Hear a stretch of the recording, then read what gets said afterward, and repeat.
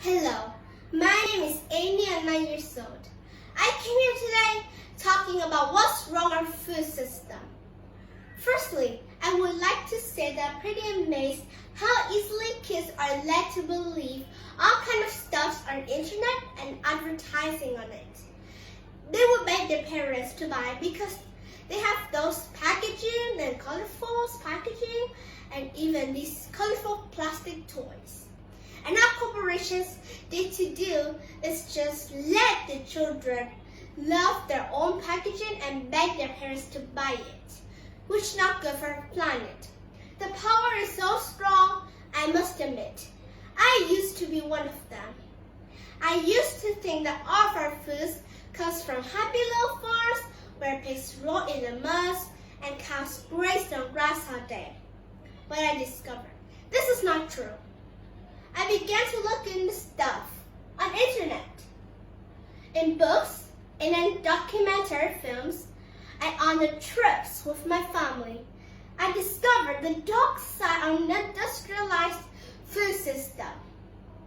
Firstly, seeds are genetically removed all their parts and replaced a new parts, which not intended by nature. And imagine you put the DNA of a fish inside the DNA of a tomato? Yuck. Don't get me wrong. I love fish and tomato, but this is just creepy. The plants then grow. It uses too many chemicals like pesticides and herbicides to kill weeds and bugs. And you know that some of the industrialized foods are very harmful to lab animals.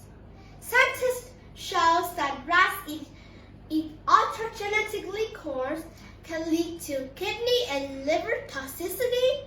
Yes, that's including kidney lesion, kidney stem motion, and even various diseases that rats can be up to. And many people eat that food that way since 1990s, and most folks doesn't even know this. And they just eat it until they know about it. I feel so bad. I sometimes follow the cave photos of the feeding back animals of cave photos, and I think about this stuff. And then the plants, of course they plant, then grow. It uses too many chemicals, like herbicides and pesticides, to kill weeds and bugs, just like I said before. But what's wrong with that? Of course, they strip down all soil on nutrients because they grow the same crop over again. But what's about the chemicals? When it rains, all the chemicals seep down to the waterways, ruining our water refreshments, and it's longer than all the ships, planes, and cars all combined. And imagine you drink herbicides and pesticides? Yuck. I knew it, and I do ask myself, how can I change? How can I change this thing? And I realized I love to be an NFL football player, but today I want to be an organic farmer instead. I learned this information from this guy named Joel Saladin. He's a lunatic farmer. He doesn't even use herbicides or pesticides or even the genetically seeds. I'm a homeschool. So I want to hear him speak one day. This lunatic farmer called these things are crazy by the system. And I agree with that. Okay, I agree. But some people say that buying organic foods is way too much expensive. But really it is? No, not really. Because some food are very cheap and they are local and organic food. And there's way many farmers like Milk and Nessie in his farm, the Rabbit Cove Farm on Tennessee. And you know, I often go to Bill's farm and volunteer. And I see it up close and personal. And I see the cows graze on grass all day. And pigs still roll in the mud just like I thought. And I want to show our kids that where the vegetables do they eat comes from.